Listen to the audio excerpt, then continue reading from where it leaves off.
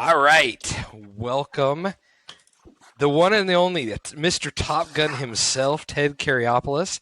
Um, this is the SIGEP Success Series, and I am having the privilege to connect with a brother from 2006 to 2008. You were one of the founding fathers of our chapter of the recharterization, and man, it's been, Ted, how long has it been?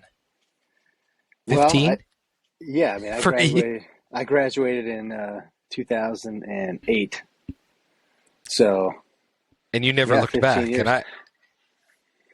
And years. I stuck around for a little bit longer, and man, yeah, it's cool. I have not seen you for this long, so I'm excited. I'm excited to talk to you. I'm excited to learn a little bit more what you've been up to. I've heard some things in the background of like where you're at and what you're doing, and literally I call you Mr. Top Gun because that's what's the buzz these days, right? Top Gun Maverick, and you are one and the same. So we're gonna maybe hit up some Hollywood trivia and see if you can debunk or confirm what's Hollywood and Okay, what's not. that's fair. That's fair. Um, okay, well, starting off, first of all, I want to play quick catch up personally. So you are currently living where? And So with I currently live family, in, kids. yeah, so I live in Hawaii. I've got a beautiful wife, three children. My oldest, Eva, is 11. Roy is 8. And then my youngest, Thea, is 5. And yeah, I met my wife, Anna, at Utah State. She played basketball at Utah State. Um, I was, as you know, I was on the cheer squad. I was Big Blue my senior year, along with Oh, dude, another brother, Tommy Davis. you're spoiling it. That was the trivia question, boys. Oh, Undergrads, this is a legend right here. We've got Ted, Mr. Big Blue, during his generation. Yeah, that's always the cool thing to do the unveiling at the end. But yeah, Ted was the one jumping the balconies and doing flips and also picking up cheerleaders. yeah. So the roles were reversed. So instead of you know, the athletes, well, the athlete marrying the cheerleader, it was the other way around. Instead of the typical story, so I was the cheerleader that married my wife, the basketball player. So, Very nice. So you've been in you're currently which island in Hawaii again? so Oahu. I'm on Oahu. I Okay. currently live on the Marine Corps base in Kaneohe Bay, which is on Okay. the windward side of Oahu. And your a formal title right now is you're I a U.S. pilot. What's the formal? I I am a lieutenant commander in the Navy. Lieutenant Um, Commander. so yeah, and we can talk about this later, but like I feel like I was bamboozled somewhat in that I thought that all I was going to do in my career is fly. When I joined the Navy, I thought that I was just going to be pretty much a pilot 100% of the time. But actually, I'm like doing office work probably 80% of the time to 90% of the time, and then flying about 10% of the time. So Okay. a little bit different than I thought, but still very rewarding, and I'm still having a good time. So no Good. regrets. Good. So we'll come back to that career. That's fantastic. I do want to dive into your career and where how you got there and the steps along the way. But let's take it back. Yeah, for those that kind of are following the show, we like to dive back to you growing up and how did you end up at Utah State? Yeah, it's a great question. So I actually grew up about 10 minutes south of Logan in between Wellsville and Hiram. So I was actually born in Logan, lived in Hiram, moved to Mount Sterling, if you're familiar, and my dad had a farm out there, and that's where I grew up. Um, so I just wanted to stick close to home, I guess, and so Utah State was it. So going into Utah State, you graduated with a bachelor's in science. No, not science. Was it communications? Science. Yeah. Business Yeah, management, science, a little bit of both. yeah. So not to get too far back, but I wasn't sure what I was going to do. I ended up going on an LDS church mission for a couple of years. Went to Mongolia slash Arizona. Long story. We don't have to get into that. But you know, I decided at that point, like, hey, I want to go back. I want to go back to Utah State and be close to home, be close to family. Hmm. So I did, and I ended up studying marketing. Had a great time. I took the fast track. It took me 5 years to graduate, and because I was having such a good time, as you know, it was I, a good time. I definitely know. Like, so okay, got your degree. Did you? At what point did you get into flying? Because you've got a little more background on flying. Yeah, no, great question.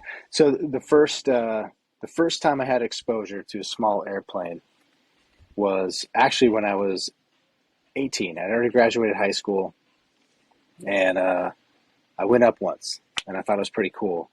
And I think that kind of lit the spark for me. Like even when I was gone for 2 years as a missionary, I remember that was one of the desires that I wanted. I wanted to be a jet pilot. You know, I wanted to be a fighter pilot. So I thought about it all the time. And then when I got to Utah State, I actually started pursuing my private pilot's license. And I did not go through the flight program at Utah State, but I just did it on my own down at Brigham City Airport. And yeah, Can I ask you? I loved it. Can Yeah. Can I ask you about that? So, because yeah, Utah State does have an amazing aviation program. One of our brothers is currently one of the head instructors. Don't know if you know that. Buns of Fun, Matt Yeah. Bunnell. Oh, he's back there. He's Yeah. yeah. He ended up back at Utah State, and he's currently one of the like lead instructors or some. He's I hadn't been within that program at Utah State. Not to toot his horn or anything, but yeah, we had an aviation program. You chose to go independently. If you were to talk to undergrads, like, would one be better than the other if you're looking back into the past, and what made you go independent? You know, I think it was just circumstance. So my dad, he had he had bought an airplane, and I was going to get my private pilot's license so I could fly his airplane.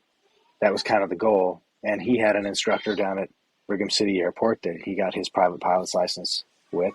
And so I think it was just natural. I just went with the same guy and started taking lessons from him. You know, I Okay. did not at the time have a goal like a lot of my friends. I've never, up to this point in my career, never had I considered going to the airlines. Like that was never a desire for me. So I just didn't really Hmm. think about the flight program. You know, I wanted to graduate uh, in business eventually. I think I started Hmm. like pre-dent, and then I said, "No, that's not for me." And then I switched over to the business side, and now I don't do anything in my profession related to my degree, but I dabble on the outside maybe. But that's about it. Okay. Okay. So in your time at college, you came across, and this is something I'm not 100% sure. So I am very curious. You came across Sigma Phi Epsilon fraternity. I know how I got introduced to it because I was one of it was a student body officer, and they obviously hit us up. Where did you first come across Sig Ep? Oh man, I think it's hard because there were so many great folks like yourself. There were so many great people that I came in contact with. But if memory serves correct, I want to say Tommy Davis was probably my first Okay. connection to it because of Jim and because Tommy and I were teammates. So I think that was my first invite to maybe come out to a meeting or something like that Through was with Tommy. Tommy. Yeah. Okay. Very good. And so you sat down with the national reps, kind of like all of us, and we're like, "What is this fraternity stuff? What do I want to get involved?" What were some of the thoughts that went through your mind when SIGEP was pushed at you or thrown at you, and you're like, "What do I do it?" And then I want to kind of dive into a couple of thoughts and memories of SIGEP. So I had a lot of conflicting things in my head. So I did not want to join a fraternity if it was like the stereotypical Hollywood depiction of what a fraternity was. Like that was not ever something I was interested in. But when I did go to some of the meetings and was just surrounded by such wonderful, wonderful people, uh, that's kind of what gave me the desire to be part of something. And I mean, look now. I mean, I can't think of one person that was in our, especially in our initial group, that isn't doing great things, you know. And so it, as an organization, I got nothing bad to say about the fraternity. Obviously, I loved my experience with SIGA, but it's all about the people, and it was, it's probably the same now. It's about the people you're with. It's about the networking. It's about the experience you have with those people, and that you'll remember for the rest of your life. Absolutely. Some of those memories, yeah, I'm right there with you. Like the experience of the people and that relationship, true brotherhood, right? You build these relationships. You have some crazy fun experiences. You have some emotional experiences, ups and downs, and so that's where I'm going to hit you up next. What are some standout experiences within SIGEP in your undergrad years that you remember that you'd maybe share with some of us? Well, one of them was Doc Davis jumping off the second story balcony in Bear Lake onto mattresses set down below. That was kind of fun. I still can't believe we convinced him to actually do it, but he did it. Right after heart surgery. Right after heart surgery, yeah. That I think that Bear Lake retreat was one of the highlights for sure. I mean, we were we were in the infancy of this thing. We didn't have a frat house, we didn't have really anywhere to call home. So we just met in this room, wasn't it, at the clinic, in like the back room of the clinic, and yeah, we had our meetings, but it was good. It was good. Yeah, it seemed kind of hodgepodge. Looking back, it was very organized yet very unorganized, and how we created it and developed and but yeah, so one memory I'm going to point out and bring, and I'm going to dive in because I just realized, like, it came to mind, and I think I might, when I share this, just FYI, with your permission, I'm going to dig through my archives. I think I might have a little Star Search video. Oh yeah, featuring right, yeah. one. No, that was another great memory. Yeah. So which is perfect because for those that don't know, Top Gun isn't it, don't they sing that song in Top Gun? I swear. Yeah. So there's an event, Kappa Delta Star Search, and they have all the fraternities participate, and everybody's got to go, come up with a talent. Well, I have to brag a little bit because we went, I think, 3 years in a row, and we won Star Search back to back. And the first year was our very first year as a fraternity. And I remember it featured Ted and you Devin. Guys sang, Devin and Josh. And you guys sang, we did. Get down Lost on your knees feeling. For you. Lost the loving feeling, yeah. Which is from Top Gun. Yep. So I find that and you guys have the aviators, the tight shirts. It was perfect. I'm going to dive through my archives. I swear it's somewhere on one of my hard drives. I'm going to have to post that following this. Yeah. Well, it's interesting. It's interesting you bring up some of the connections because, okay, so there's that experience, but you remember, so we had that SIGEP soccer team. Yes. So that's another great memory. And so I was, I've never been accused of being a fast runner. So they put me back in defense, which is, rightly so. So I'm back in defense, and I still remember Nate Putnam started calling me Rhino because I was just like running people over. You would just plow them over. Just plowing people through, yeah. It's like there's a ball, but you'd go for the person. Yeah, well, funny thing. So fast forward, my call sign in the Navy is actually Rhino, which is funny. So not that I never told anybody in the Navy that experience, but I also play basketball the same way that I play soccer, and I run people over. And so actually my friends in my first fleet squadron, they said, "Oh man, you play basketball like a Rhino." So Anyway, so that stuck, and I actually got the call sign Rhino. That's been my call sign ever since. Oh man. So Fantastic. That's awesome. That's awesome. So yeah, experiences in college have created these little breadcrumbs that have kind of stuck with you throughout your career. Um, with SIGEP, what are some qualities? Because with that first founding chapter, man, you brought it up. Like we had some movers and some shakers. We really tried to do a lot. What about kind of an experience that would be more on that helped shape you?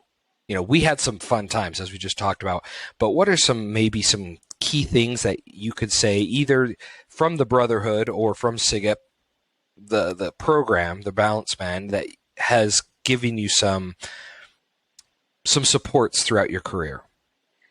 yeah, I mean, look, I look back to, or say like Todd Wyatt was one of my roommates, you know, and so, and admittedly, I don't keep in great touch with probably most of the brothers as much as I should. Mm-hmm. So that's kind of bad on me. I think Tommy Davis is probably the one I keep in touch with the most. We talk every few months. We'll touch base and track each other's careers. But I think the most shaping things for me, and this is what's important about having a really good uh, chapter leader like Doc Davis was, is all of the discussions that he had with us. Um, when I think back, I think he helped light the fire with a lot of his talks. You were there, you remember, and it really inspired, I think, all of us to not give up, to do better. You know, he shared that story about. Here's one in particular. It's probably been shared before, but he shared that story and that picture that was really famous of him, and he had probably hundreds of applications like pinned up on the ceiling of the chemistry lab he was in, because he wanted to be a chemist, and all these rejection letters that he got from these jobs he applied for to be a chemist, and then he decided, well, maybe I'll just go to medical school instead. But see, that stories like that, those, I think that helped mold me to not give up. I don't know if you know this, but I was always intimidated by not sharing or not pursuing my dream as being a pilot, because I did not do well in math when I was in high school. And I actually failed algebra when I was in high school. So I thought that you had to be a math genius to be a pilot. So it was kind of a crushing thing. And I actually started in college. I had to start from Math 900. I didn't even know when I got to college, Dave. I didn't even know how to solve for X. I had to do remediation from the beginning, and then I ended up going through calculus, business calc, and everything else. But I had a lot of doubts. So stories like that Doc Davis shared, never Not give up. absolutely.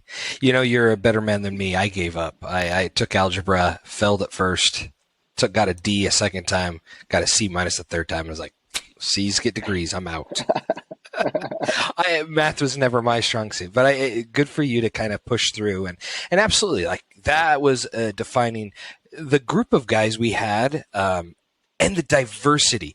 Doc was a good mender and gave us a lot of those. He helped me understand to accept everybody, right? Because we had the president of the college Republicans, Scott Dewey, Mm-hmm. and we also have the president of the college Democrats, which was Jared. It was a Jared Westbrook at the time, I believe.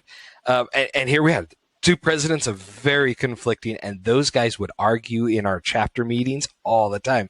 And it was always Doc who would bring something up to kind of like pull those two together. And I was always amazed with that because, yeah, we had a very rich, diverse group of guys. A lot of chiefs, are very few Indians, but a lot of chiefs, I'd like to say. Although look at that, 15 years ago, a president of a Republican and Democrat could come together in the same room and actually talk and be friends. Yeah. That is Yeah. something that, I Yeah. don't know that we could get away with that anymore. No, it's true, and that's something I think that any chapter is a value to have. Is just the diversity of brothers. Like it doesn't matter your background or where you come from. It's just like we're here to make better leaders. That's it. Come together. Let's be friends. Let's be brothers. Let's help support each other to be better community members and leaders for the future. And I think that's something that's crucial for all fraternities. They need to keep that instilled because it helps guys. It helps us throughout our careers and how we interact with everybody we meet. So, what about, okay, so once you got done, give us a little breakdown of where you went after graduation. What you got your pilot's license, during that period you went on, did you go straight into the Navy? Did you, where did you get to these 15 years? Like, kind of give us a brief synopsis of that. Yeah, so I wasn't sure. I wasn't 100% committed that I wanted to be in the military in college. So it wasn't until my senior year that I had made the decision that I was going to go through the process to apply. So I had an application in with the Navy and the Marine Corps at the same time uh, for a guaranteed flight contract, right? I actually heard back from the Navy first. Thank goodness, by the way. Different story, but I'm so glad that I'm in the Navy. So go Navy all the way. Even though the Marine Good. Corps is part of the Department of the Navy, and I live on a Marine Corps base, but anyway, every branch has a culture that's just a little bit different. But the Okay. Navy's great. So I hear back from the Navy. Just actually the last semester of my senior year, they're like, "Yep, congratulations, you got a pilot spot, and you're going to officer candidate school in August." So I graduate in the spring. I have the summer to enjoy my last few months of Utah, and then I got shipped off to Rhode Island to officer candidate When, school. sorry to pause. When did you get married? Like, when did you start dating your wife? Is this after? Is this So we started dating that last semester of my okay? senior year. So spring of 2008, we started dating. We dated over that summer, and then I And you left. just checked out. Yeah, I left. Okay. But I actually flew her out at the end of officer candidate school. I flew her out and proposed to her in Rhode Island. Locked her in. Locked her in. She still had another year of school left. Okay. So, she came back to Utah State. So after officer candidate school, I actually went to Florida, to Pensacola, where the cradle of naval aviation, where everything begins. Okay. And we were in a waiting pool down there because they were so backlogged with students. So they called it A pool or aviation pool, just all these ensigns in the Navy, and they got nowhere to go every day, except because there's no classes going on.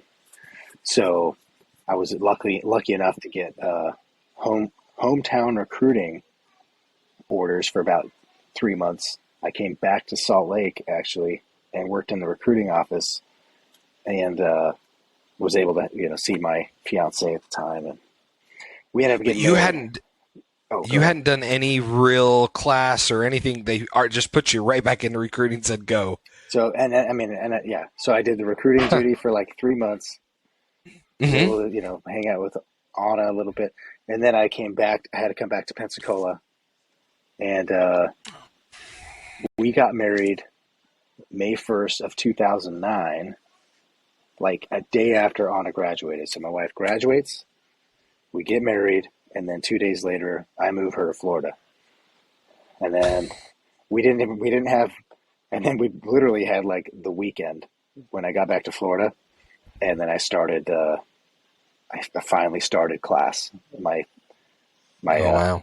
my aviation pre-flight indoctrination, or API, and it was fire hose from there. It was pretty intense. So what is pilot training like?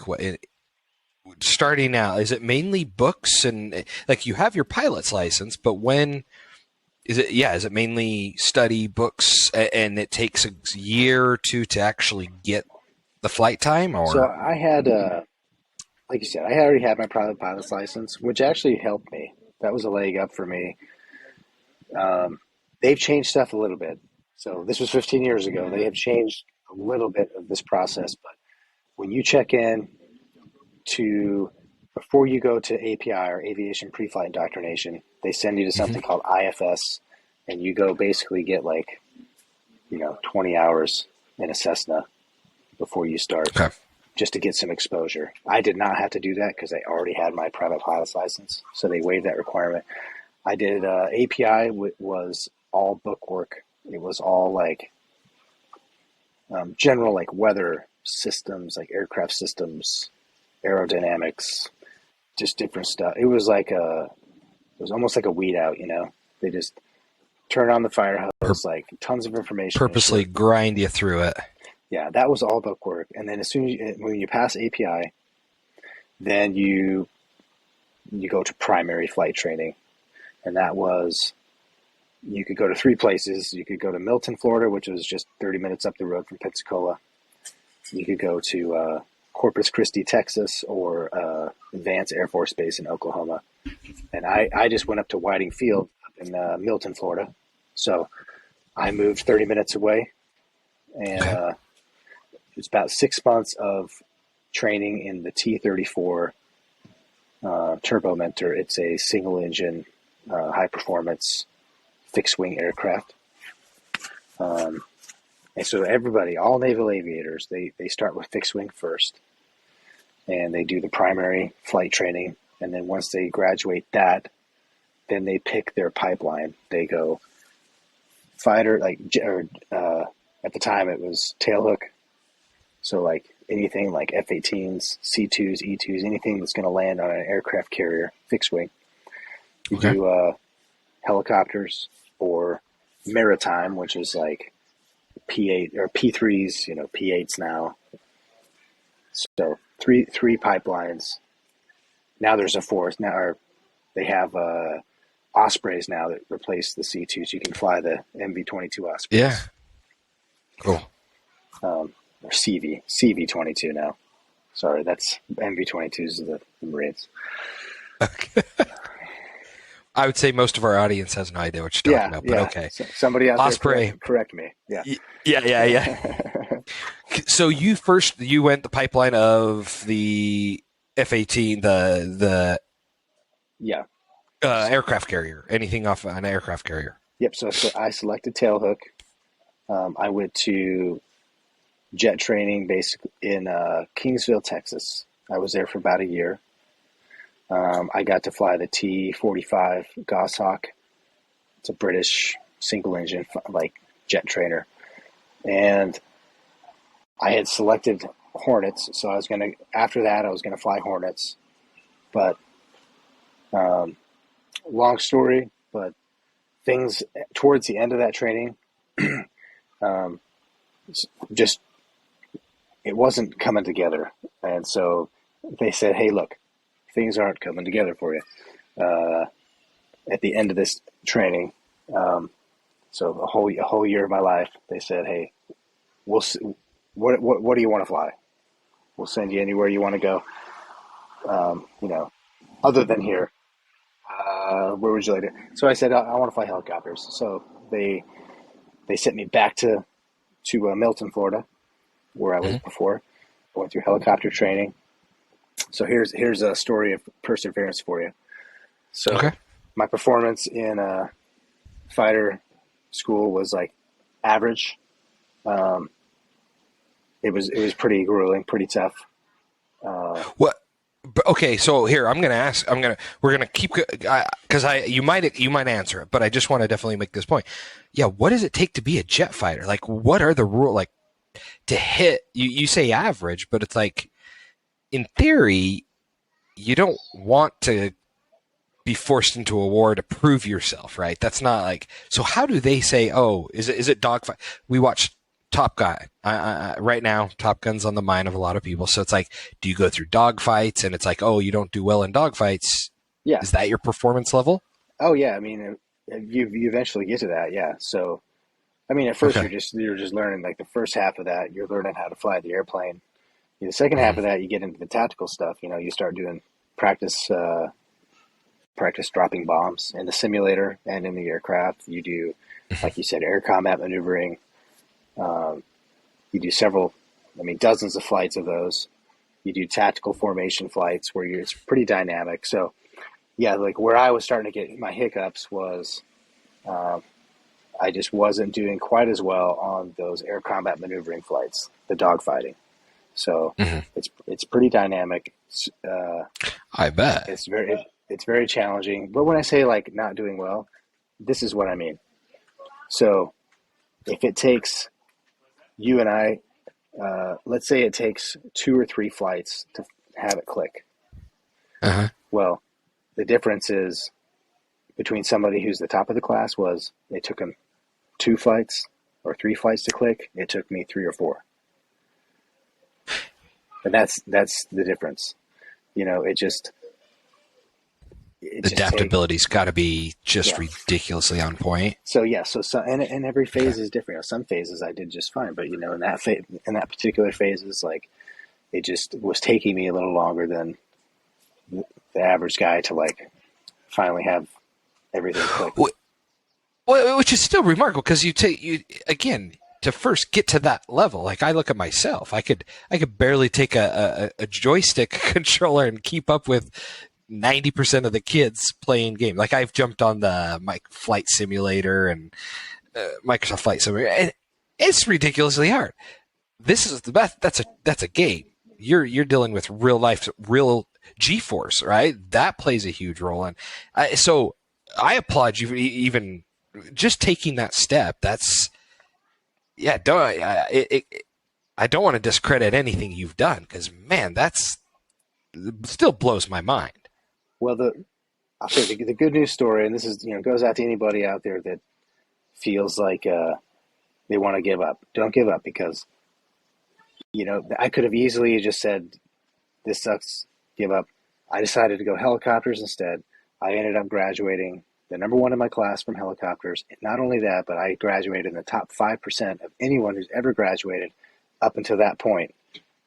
Maybe not now, but up until that Very point, nice. I graduated in the top 5% of all who had got their wings in helicopters at that time. So, you know what? One door closes, another one opens, and you find success. So Yeah, it, man.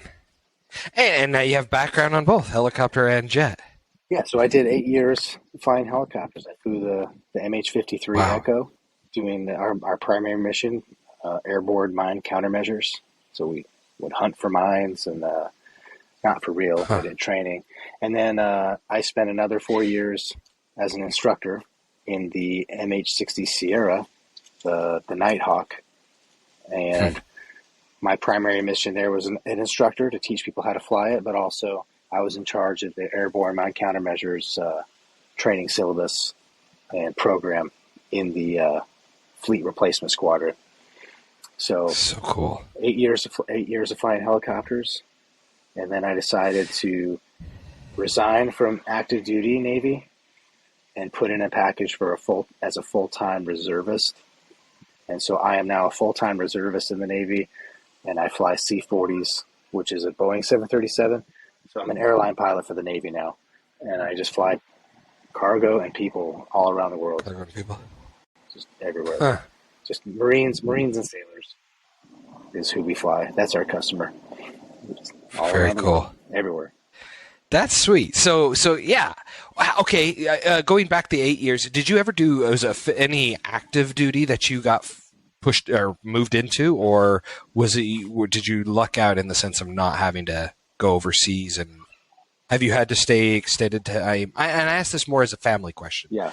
How's your wife doing with like? Were you constantly gone? Is that something expected in the Navy that like you're gone for months at a time, or have you been lucky enough to kind of be able to keep the family together and stay stateside to a degree?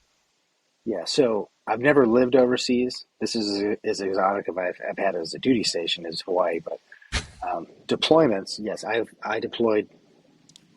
So typically the way they do it in the Navy, every service is different, but typically the way they do it in the Navy is you do a sea shore rotation, they call it. So like your sea duty or that's your time where you can deploy. during that time period. So like in that first 4 years of flying helicopters, I deployed twice to South Korea, and I did about 5 months each time. And then I'd be gone for maybe a training here, training there in between that. My experience was not that bad compared to my friends that were attached to an aircraft carrier. So I was not. I was land Mm. based in the MH-53. I got to go home every night, take a shower, go out to eat. My friends on the aircraft carrier.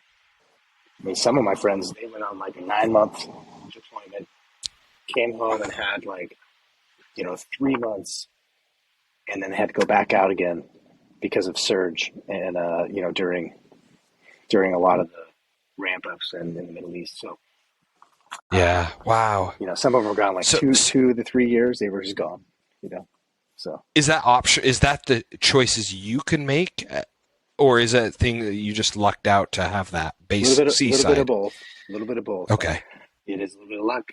It's a little bit of, but I purposely chose the platform I did. Like when I graduated from flight school and I finally got my wings, they said, "You're the number one. You get your first choice. Anything you want is yours." And I said, "I Okay. want to fly 53s because I know they're land based, and I know I'm going to Okay. get deployed to either Bahrain or Smart. South Korea, and I'm not going to go to a boat." So, funny thing, I've been 15 years, actually 14 years in the Navy now, and I think the longest I've ever spent on a boat is 1 week. I had to spend a week on an aircraft carrier. So, Nicely done. Way to work the system. I like it. so as they say, pick your rate, pick your fate. That's so. But no, like, so the only reason I picked what I have right now is because I looked at the same. I had my career in front of me. I guess it's 2 years ago, 2.5 years ago now. Um, gosh, no, it was like 4 years ago now. I had a decision point, right? Said I can stay in the active duty Navy, and I'll go back to a fleet squadron again. I'll deploy for at least 6 months. After that, I may go to a boat in a non-flying job, and have to, or I can switch over to what I'm doing now. And I deploy now in this squadron, but it's only for like a month. The longest deployment I've done in this squadron is 2 months. I am gone quite frequently here, but it's for short periods of time, like a 3-day Okay. trip here, a 4-day trip there. Maybe I just got back from a deployment that was 1 month long in Japan, back in June. So it's, or whatever it was, July. I can't keep my days straight. But yeah, then I got to go to training out in Texas for a week, and then I'm about to go to another conference in Texas for another week. So I am gone quite frequently, but it's in shorter chunks. So Okay. And your wife has she knows the routine. She's comfortable with the routine now, yeah, or never gets comfortable. yeah. I mean, At least you're safe. At least you're in a safer position. the first few years, my wife learned to never really plan a dinner time based on when I'm supposed to get home. So it's just Bless her heart, man. Yeah. it's been getting better though. I will say, quality of life now is as good as it's ever been.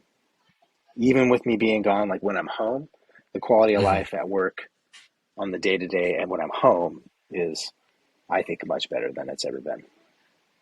That's awesome. That's good.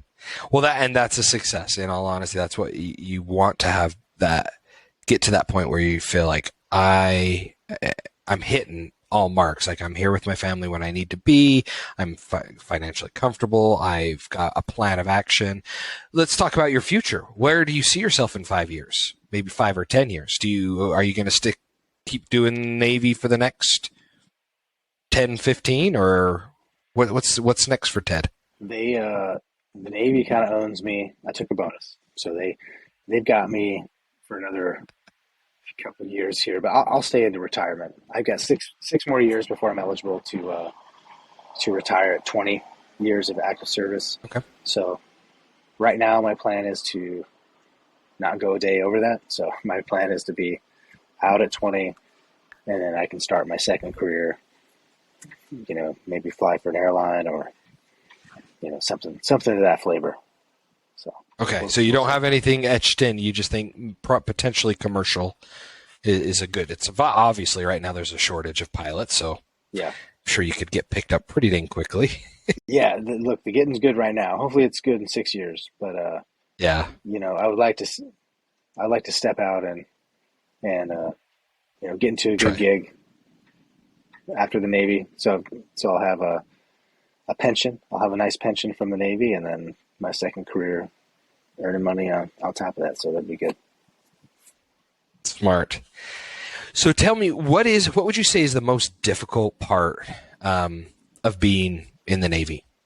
For those that are maybe any undergrads that are looking, like, what's the worst thing that they would have to kind of look at if they wanted to go that pathway?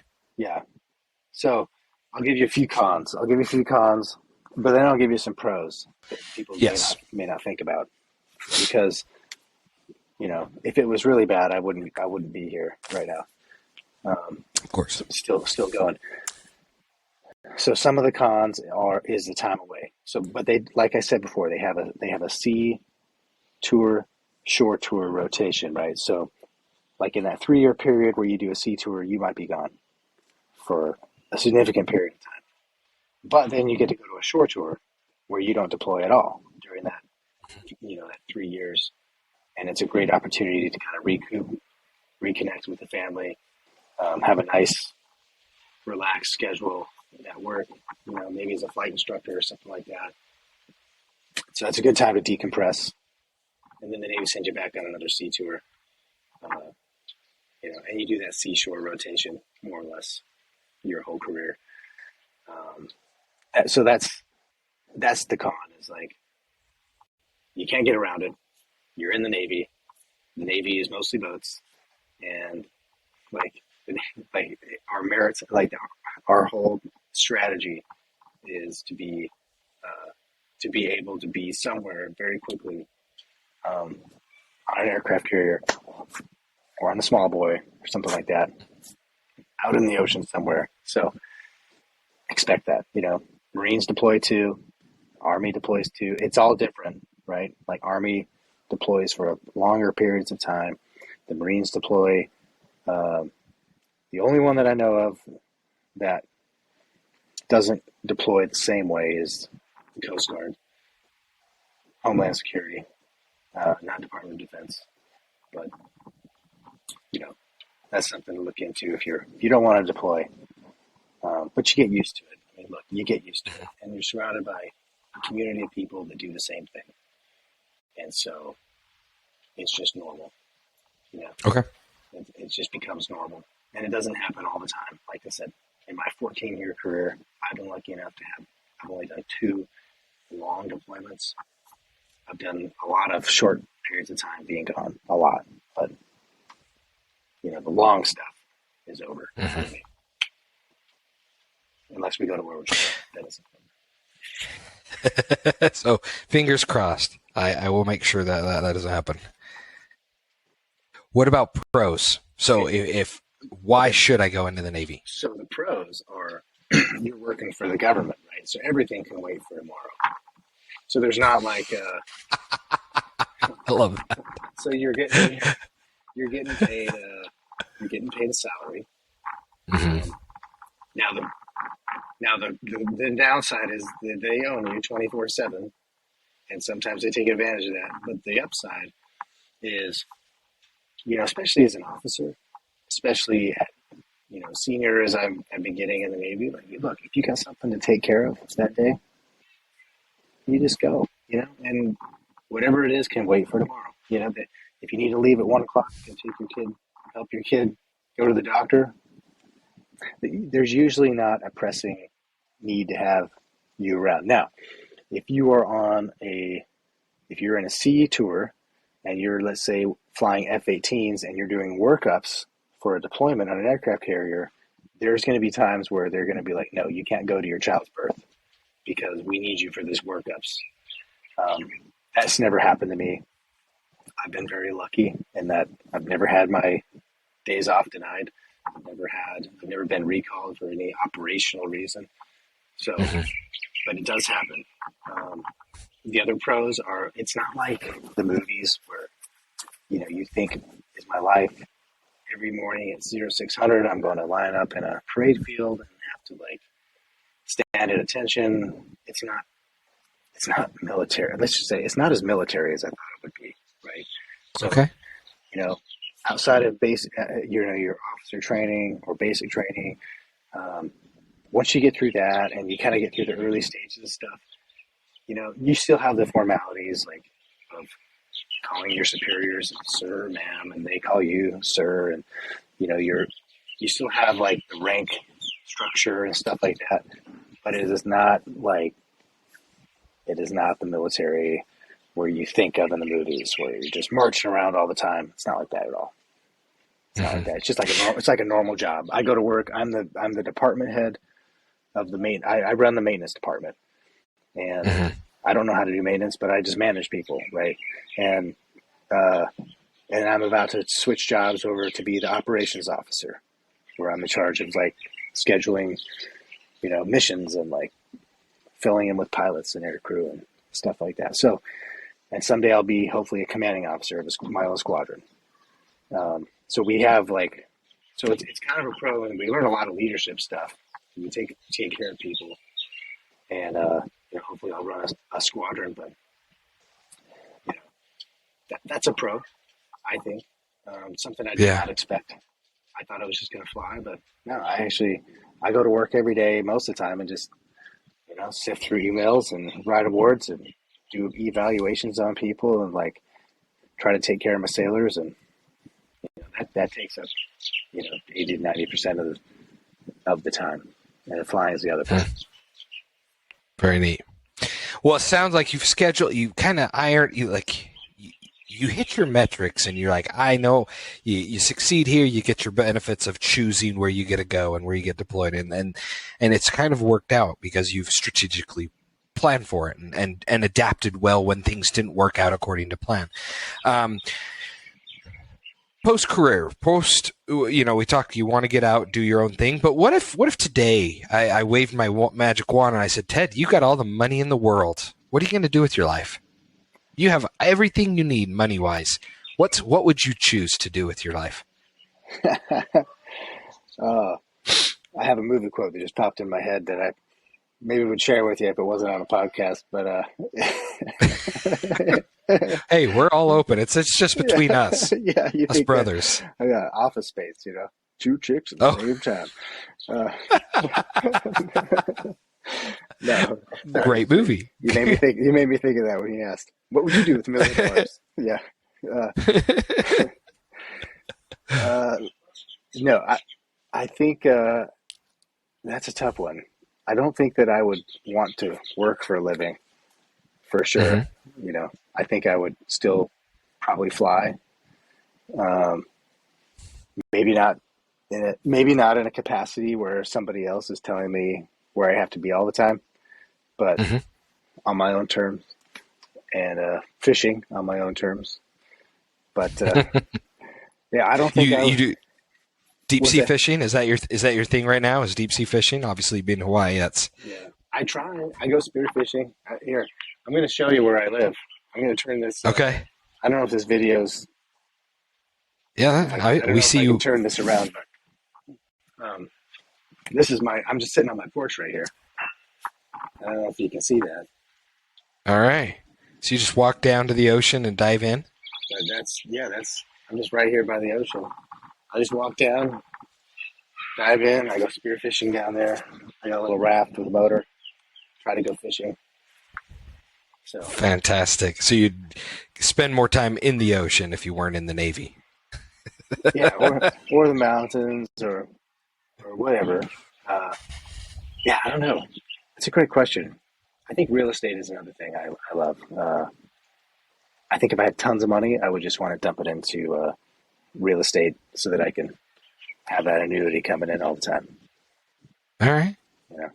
So where do you find yourself settling? Obviously, if you go into a commercial pilot, that could be something. But do you end up?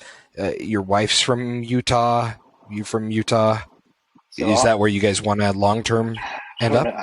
I don't know, Dave. Like, so my wife grew up in Puerto Rico, and Okay. her parents still live in Provo. I think they're going to move back to Puerto Rico, but I'm not sure. That's a tough one. I know this sounds weird, but I think had I not left Utah, I probably just want to stay somewhere in Utah, right? But now that I'm used to the vagabond life, having now lived in Virginia for 8 years, Florida, Texas, now here in Hawaii, and then I don't even know where I'm going to move next. It could be somewhere I've been. It could be somewhere I've not been.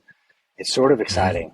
Um, and this is one of the pros of the Navy, I think, is every 3 years, every 2 to 3 years, you change jobs and you move to a Hmm. different command, a different squadron, and it refreshes you. You go Hmm. to a new location, you start meeting new people. You got different people you're working with, different people you're working for, and it keeps you very invigorated. So you're not feeling like you're in the same slump for 10 straight years or something like that. You know, I don't know. Interesting. So, Yeah. but it sucks, Dave, because like now, when I'm at like year 2.5, you know, Uh-huh. it, I'm like I'm ready to go. I'm ready to go. I'm sick of it. I'm ready for the next thing. So I'm used to that, like jumping around now. Yeah. I get that. That is something I get out of Utah as much as possible. And it's a big world. It is a big world, and there is a ton to see and a ton to do. So So I'm with I you don't on know where that. to end up. At How Utah, about this? maybe. I don't know. I'll follow up with you in another 10 or 15 years. We'll do another podcast and we'll find out where you're at. Yeah, yeah. But hopefully a place that doesn't have state income tax. Uh, Yes. so there's another perk of the military is you can claim state residency um, wherever you move. You can claim state residency, but then you can keep it even if you move to another state because you. Oh, okay. So I've been a Florida resident my entire career, and Okay. I haven't paid a dime in state income tax. So That's a perk. Huge perk. so that's a perk. That's a perk. Very good. So I don't know. I don't know. We'll see. Love it, man. Ted, I appreciate you giving us some time, giving me some time to catch up. What if you're talking to any of the undergrads right now? Share two things. So, last two questions. What do you want to say to our alumni chapter, our brothers that you know that you might have not seen? Todd White, I don't know when I talk to him actually at least once a year we get together. But if you haven't seen these brothers for quite some time, what do you want to say to them? And then second, what do you want to say to any undergrads that might be listening? All right. So to the old guard, I miss you guys. I would love to get together and just reminisce and see everybody again. It'd be fun. So it seems like yesterday. It really does. It seems like 15 years ago was just the other day. But it'd be nice to catch up with people. For the new folks, I would say, hey, don't ever for 1 second give up on your dream. I feel like I fulfilled mine. And that's, you know, it's interesting because you might get in. There's a lot of people out there that never fulfill their dream, and that's all they think about is like they never all the regrets, right? But once you fulfill your dream, it's kind of like, well, I did that, I did it, you know. So what do I do now? You know, Mm-hmm. okay, I fulfilled what I wanted to do. Now what? So I got to find a new dream to uh, to fulfill, but don't give up. That's what I say. Don't give up. If I can do it, anybody can do it. It's like, I'm just your average guy. I graduated with a 3.3 from Utah State University in a degree in marketing, and I've had a wonderful career because I've worked hard. So if you work hard, that is probably your strongest asset that you've got. Is just don't give up and work your head off to get what you want, and you'll be fine. Doesn't matter what it is. Just go for it. Love it, man. Ted, thank you so much. So work hard. I appreciate those words. I know for us, like, we didn't have the alumni connection, and so that is definitely what I want. Is I want them to see a face and have a name and have some background and understanding. And for those that want to go into the military, the Army, Navy, there's similarities to a degree as far as like pursuit, right? And you said it dead on, is hardworking. Like, somebody could be smarter than you, but dang it, you could work harder than anybody else. And that's something that plays such a big role in everything, any career, any choice that you or dream you want to tackle is that tenacity of hard work. So Yeah. There's a lot of I smart love you, people. brother. There's a I know that more than anybody else. There's a lot of smarter people than me. That's why I get to be the host, because I get to interview smarter people than me, because I'm gleaning. That's what I'm trying to do, is glean. Well, it's been good catching up with you. Yeah. Well, hey, anybody out there, if they've got questions after, if they watch this podcast, Dave, you can send them out my contact info. Okay. LinkedIn is obviously something that I know some of the alumni do. Is that a good place to get a hold of you too? Yep. That's a great place. Okay. Reach out. I'll answer any questions you got. It's a great career. You know, Navy's better than the Air Force, if you're wondering. I wasn't. My cousin is actually in the Navy, but he is an optometrist. So he went in, got the Navy to pay for optometry school, and then is serving as an optometrist. Which I was like, oh, that I didn't know. But yeah, he's going through all the officer courses, and his dad did the same thing for the Air Force. He was a dentist for the Air Force. Hey, that optometry thing in the Navy, that's a hidden gem right there, because I met a guy, he hadn't moved for like 9 years. He's like, I've been in Pensacola for 9 years. Hasn't moved, hasn't deployed, just an optometrist at the clinic there. So find your niche, choose your rate, choose your fate. I love it. I love it. Ted, thank you very, very much for spending your afternoon with us. Love you, brother. If you have anything you need, feel free to reach out to myself for the chapter, and we'll spread the word. Hey, love you too, Oz, man. I'll catch you down the road. Okay. Love you, man. Talk to you later. Bye.